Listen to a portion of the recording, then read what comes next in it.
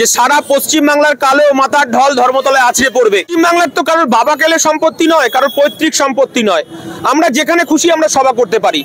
আমরা মনে হয়েছে ধর্মতলায় রাজ্য প্রশাসন আমাদেরকে সভা করতে দেয়নি, আমরা অ্যাপিল করেছি যে ধর্মতলায় যে কোনো জায়গায় আমাদের সভা করার অনুমতি দেওয়া হোক। পশ্চিমবাংলার লজ্জা, পশ্চিমবাংলার লজ্জা যে পুলিশ প্রশাসন শাহজাহান শেখকে খুঁজে পায় না, আর যে পুলিশ প্রশাসন একজন জয়ী হয়েছে ভাঙড়ে তাকে খোঁজার জন্য উত্তর 24 পরগনা দত্তপুকুরে শয়ে শয়ে পুলিশ পাঠাতে পারে, আর আমার দলের চেয়ারম্যান, আমার দলের বিধায়কের গাড়ি থেকে অ্যাক্সিডেন্ট করলো আর কে করলো না মাননীয় মুখ্যমন্ত্রী খবর রাখতে পারেন, আর শাহজাহান শেখকে খুঁজে পাওয়া যাচ্ছে না।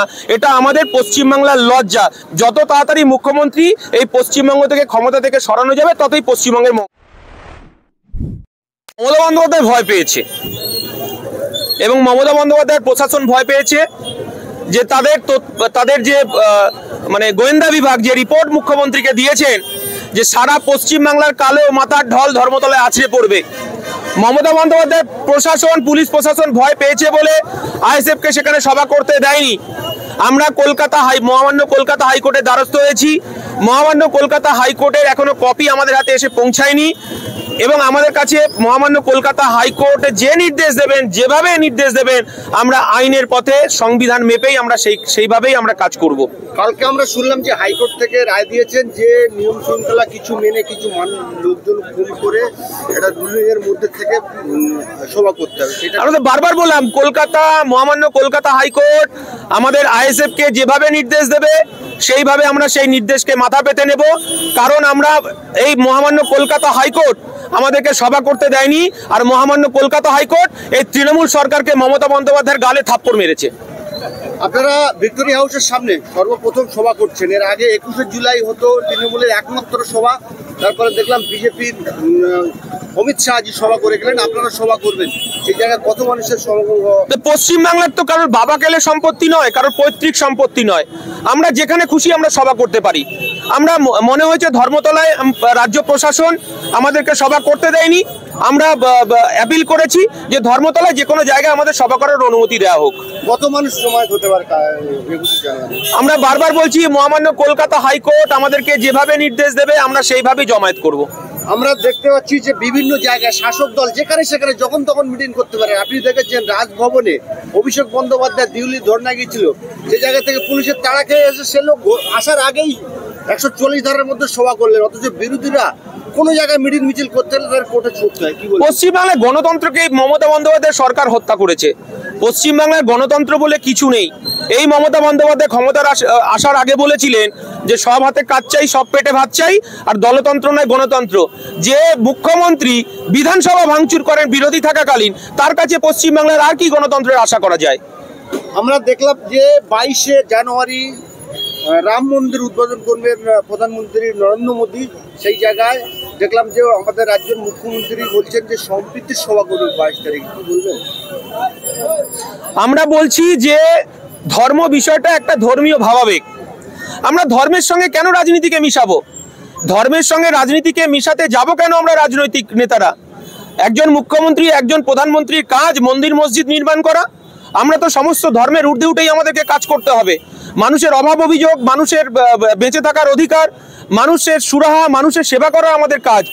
মন্দির মসজিদ নিয়ে এর তো ধর্মগুরুরা ভাববে, মুখ্যমন্ত্রী প্রধানমন্ত্রী এটা ভাবছে, এটাই আমরা অবাক হয়ে যাচ্ছি।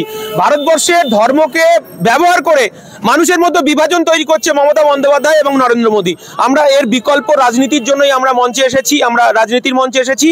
আমরা বলছি নানা ভাষা, নানা মত, নানা পরিধান, বিবিধের মাঝে দেখো মিলন মহান। আমরা দেখছি যে ভারতবর্ষ সহ বিভিন্ন রাজ্যে আমাদের শিক্ষা স্বাস্থ্যের ব্যাপক অবনতি। সেই জায়গায় আমরা দেখতে পাচ্ছি যে আমাদের দেশের প্রধানমন্ত্রী রাম মন্দির নিয়ে মেতে আছে, সেটাকে অনুসরণ করে আমাদের রাজ্যের মুখ্যমন্ত্রী দীঘাতে পুরী জগন্নাথের আদলে কোটি কোটি টাকা খরচা করে মন্দির তৈরি করছে। এটাকে কেমন ভাবে দেখছেন আপনি? দেখুন, আমি প্রথমেই বললাম যে ধর্ম হচ্ছে আমাদের ভারতবর্ষের মানুষের একটা ভাবাবেগ। এই ভাবাবেগটা এই দুই সরকার কাজে লাগাচ্ছে। নির্বাচনে নরেন্দ্র মোদী বলেছিলেন আজকে দিন নিয়ে আসবো, জিরো ব্যালেন্সে 15 লক্ষ টাকা ঢোকাবো গরিব মানুষের, বলেছিলেন বছরে 2 কোটি বেকারের চাকরি দেবো, পেট্রোল ডিজেল কেরোসিনের দাম কমাবো, গ্যাসের দাম কমাবো। কমেছে? কমাতে পারেননি।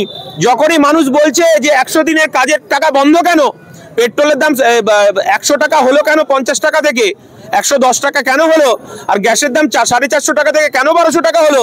মানুষ যখন তার হিসাব চাইছে, মানুষ যখন তার প্রতিবাদ করতে চাইছে, ঠিক অপরদিকে আমাদের মাননীয় মুখ্যমন্ত্রী ডবল ডবল চাকরি হবে, ডবল ডবল শিক্ষা হবে, ডবল ডবল স্কুল কলেজ হবে, সেই মুখ্যমন্ত্রীকে যখন তার কাজের খতিয়ান চাইছে, কেন পেট্রোল ডিজেলের দাম বাড়ছে, কেন কেরোসিন তেলের দাম বাড়ছে, তখন মানুষকে বলছে তুমি ধর্ম নিয়ে মেতে থাকো, এই মানুষের দৈনন্দিন জীবনের তার চাহিদা কথা বলো না। এটাই তাদের পলিটিক্স, বাইনারি পলিটিক্স। আমরা এই বাইনারি পলিটিক্সের বিরুদ্ধে দাঁড়িয়েই আমরা মানুষের গণতান্ত্রিক অধিকার, মানুষের বেঁচে থাকার অধিকার, দ্রব্যমূল্য বৃদ্ধি, মানুষের দৈনন্দিন কাজ, বেকার যুবকের কাজ, বেকার যুবকের কর্মসংস্থান, আদিবাসীদের জল জমি জঙ্গলের অধিকার, আমরা এই লড়াইয়ের কথা বলছি। আমরা দেখলাম যে জয়নগরের প্রশাসনিক সভা থেকে আমাদের রাজ্যের মুখ্যমন্ত্রী আল্লাহর কসম খেলেন, আল্লাহর কসম খেয়ে সংখ্যালঘুদের মানে বিশ্ব অর্জন করতে চাইলেন।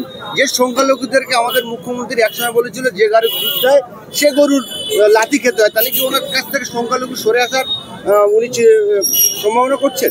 বাংলায় একটা চলতি কথা আছে জানেন তো, ঠাকুর ঘরে কে আমি কলা খাইনি। মুখ্যমন্ত্রী এই আল্লাহর কসম কেটেই এই ভারতবর্ষে, এই পশ্চিম বাংলার সাম্প্রদায়িক সম্প্রীতিকে নষ্ট করছেন। এবং আমাদের ইন্ডিয়ান সেকুলার ফ্রন্ট বলছে যে আমার মুসলমান ভাইরা নিরাপদে টুপি পরে মসজিদে গিয়ে নামাজ পড়ার তার ব্যবস্থা করে দিতে হবে। আমার হিন্দু ভাইরা, হিন্দু মায়েরা মন্দিরে গিয়ে ঘন্টা বাজিয়ে পুজো করবে, তার নিরাপত্তা দিতে হবে। আমার মতুয়া ভাইরা হরিচাঁদ গুরুচাঁদের পুজো করবে, তার ব্যবস্থা করে দিতে হবে। আদিবাসীরা টুসু পুজো করবে, করণ পুজো করবে, জল জমি জঙ্গলের অধিকারের কথা বলবে। আমার ইন্ডিয়ান সেকুলার ফ্রন্ট তাদের নিরাপত্তার কথা বলছেন। আর আমার মাননীয় মুখ্যমন্ত্রী, এই আমার দলের চেয়ারম্যান বলেছেন যে এই পশ্চিম বাংলায় মাননীয় মুখ্যমন্ত্রী যখন তাজিয়া মহরম আর দুর্গা ভাসান একদিনে হয়, মাননীয় মুখ্যমন্ত্রী যেদিন হিন্দু সম্প্রদায়ের দুর্গা ভাসানকে বন্ধ করে দিয়ে তাজিয়া ব্যবস্থা করেন, সেই দিনই আমাদের পশ্চিম বাংলার সম্প্রীতিকে নষ্ট করেছেন মাননীয় মুখ্যমন্ত্রী। আর একটা কথা বলি, কারণ আমরা তো এই পশ্চিম বাংলার আমরা ঐক্য সম্প্রীতিকে বজায় রেখেছি। 1992 সালে যখন বাবরি মসজিদ ধ্বংস হয়, তখন এই পশ্চিম বাংলায় আমার মুসলমান ভাইরা, মুসলমান বাবারা, মুসলমান চাচারা মাথায় টুপি পরে রাত্রি জেগে মন্দিরকে পাহারা দিয়েছে। আমার হিন্দু ভাইরা, হিন্দু মায়েরা তারা মসজিদকে পাহারা দিয়েছে দিনের পর দিন, এবং এই পশ্চিম বাংলায় কোনো সাম্প্রদায়িক সম্প্রীতি নষ্ট হতে দেয়নি। এই বাংলাকে আমরা দেখেছি। কিন্তু এই মুখ্যমন্ত্রী আর আমাদের মমতা বন্দ্যোপাধ্যায় আর প্রধানমন্ত্রী, এরা তো আসলে আরএসএস এর ছাত্র, আরএসএস এর ছাত্রী। কারণ এ কথাটা তো আমাদের আইএসএফ বলেনি, মুকুল রায় বলেছেন যে যাহাই বিজেপি তাহাই তৃণমূল, যাহাই তৃণমূল তাহাই বিজেপি। তাই এই কথাটা আমাদের মাথায় রাখতে হবে। মমতা বন্দ্যোপাধ্যায় যে কথাই বলুন না কেন, আমরা ইন্ডিয়ান সেকুলার ফ্রন্ট ডাক দিচ্ছি, আমাদের পশ্চিম বাংলার ঐক্য, ভারতবর্ষের ঐক্যকে অটুট রাখতে হবে। আপনি এই সভা থেকে বললেন যে আমি যাদের এক কান কাটা রাস্তার ধার দিয়ে যায়, যাদের দোকান কাটা রাস্তার মাঝখান দিয়ে যায়, তা যারা ভাঙরকে উত্তপ্ত করছে, আমরা আইন শেষ কথা বলেছি। আমার কর্মীদেরকে বলেছি সংযত থাকতে, 5 টাকার কলমের খোঁচাতেই তাদেরকে দিনের আলো আমরা দেখাবো। আপনি এই সভা থেকে বলেছেন যে এই ক্যামেরাম্যানকে ঘোরাতে বলবো যে ওইদুলকে ধরার জন্য আপনার বাড়িতে শয়ে পুলিশ গিয়ে হাজির হয়েছিল, সেই জায়গায় আজ 13 দিন কেটে গেলেও শেখ শাহজাহানকে খুঁজে পাচ্ছে না। প্রশাসনের পক্ষপাতিত্ব একদম পরিষ্কার। লজ্জা, পশ্চিমবাংলার লজ্জা, পশ্চিমবাংলার লজ্জা যে পুলিশ প্রশাসন শাহজাহান শেখকে খুঁজে পায় না, আর যে পুলিশ প্রশাসন একজন জয়ী হয়েছে ভাঙড়ে তাকে খোঁজার জন্য উত্তর 24 পরগনা দত্তপুকুরে শয়ে পুলিশ পাঠাতে পারে।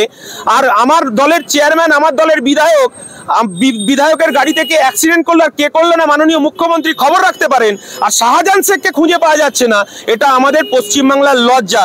যত তাড়াতাড়ি মুখ্যমন্ত্রী এই পশ্চিমবঙ্গ থেকে ক্ষমতা থেকে সরানো যাবে, ততই পশ্চিমবঙ্গের মঙ্গল। আমরা দেখলাম যে খড়গাছিতে আইএসএফ এর 21